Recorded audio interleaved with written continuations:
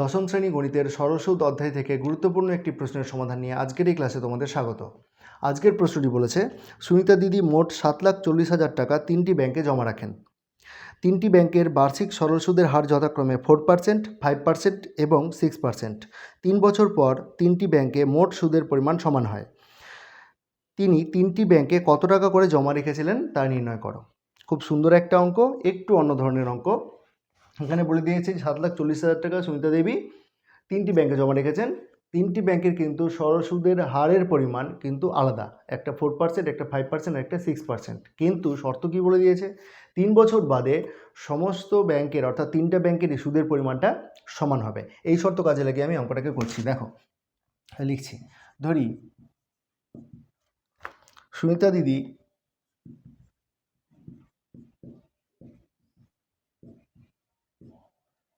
সুনিতা দিদি প্রথম ব্যাংকে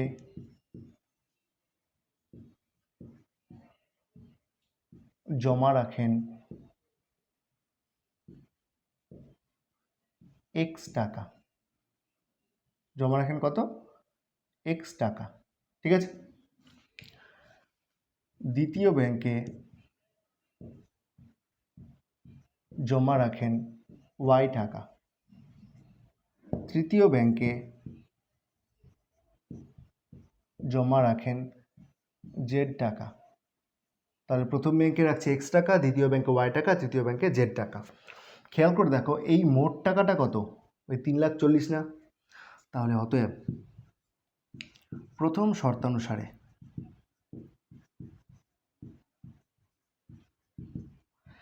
x plus y plus z সমান হচ্ছে 3,40,000 টাকা না? 40,000। এটা হচ্ছে প্রথম শর্ত। এবং খেয়াল করে দেখো প্রথম ব্যাংকের ক্ষেত্রে, এবার লিখছি প্রথম ব্যাংকের ক্ষেত্রে,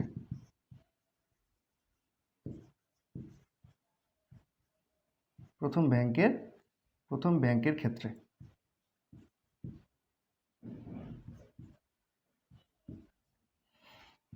পি অর্থাৎ আসল কত? x টাকা। টি টাইম 3 বছর। আর অর্থাৎ সুদের হার কত? 4%। আইটা আমাদের বের করতে হবে। তা আই কত হবে? PRT বাই 100 না? আই হচ্ছে PRT বাই 100। তার মানে কত?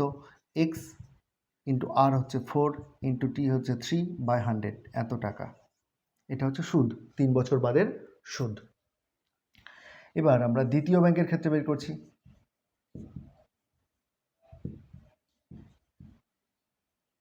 ব্যাংকের ক্ষেত্রে পি সমান কত? পি সমান হচ্ছে y টাকা। দ্বিতীয় ব্যাংকে y টাকা জমা রেখেছিল। টি হচ্ছে সেই একই বছর, 3 বছরটাই হবে। আর হচ্ছে এখানে 5%। তাহলে আইটা হবে কত?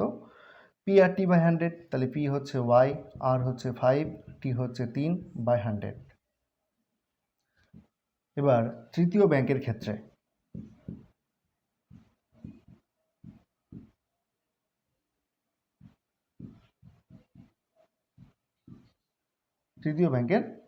কি বলেছে? পি হচ্ছে z টাকা, টি হচ্ছে 3 বছর, আর বলছে 6%, আইটা হচ্ছে PRT বাই 100। তাহলে পি হচ্ছে z ইন্টু আর হচ্ছে 6 আর টি হচ্ছে 3 বাই 100 টাকা। ঠিক আছে। তাহলে প্রথম ব্যাংকে পাচ্ছে এই সুদ, দ্বিতীয় ব্যাংকে এই সুদ, তৃতীয় ব্যাংকে এই সুদ। শর্ত কি বলে দিয়েছে? তিনটে সুদের পরিমাণই সমান। তাহলে দ্বিতীয় শর্তানুসারে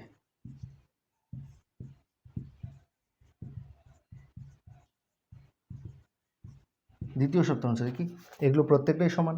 তাহলে x into 4 into 3 by 100 equals to y into 5 into 3 by 100 equals to z into 6 into 3 by 100।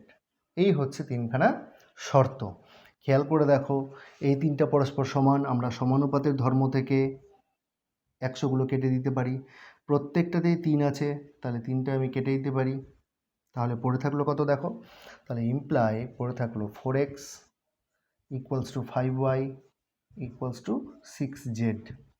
এইবার আমরা কিন্তু এক্স ওয়াই জেডের মধ্যে একটা সম্পর্ক পেয়ে গেছি।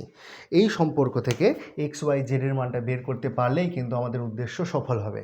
আমাদের যেহেতু জায়গা কম, তার জন্য আমি এই দিকটা মুছে দিচ্ছি। দেখো, অঙ্ক আমাদের চলে আসছে, আমরা এখানে মুছে দিলাম। তাহলে আমরা পেলাম এক্স ওয়াই এবং জেড। আমরা এক্স ওয়াই জেডের মান বের করব। তাহলে দেখো এক্স ওয়াই জেডের মান কী করে বের করব, দেখো খেয়াল করে।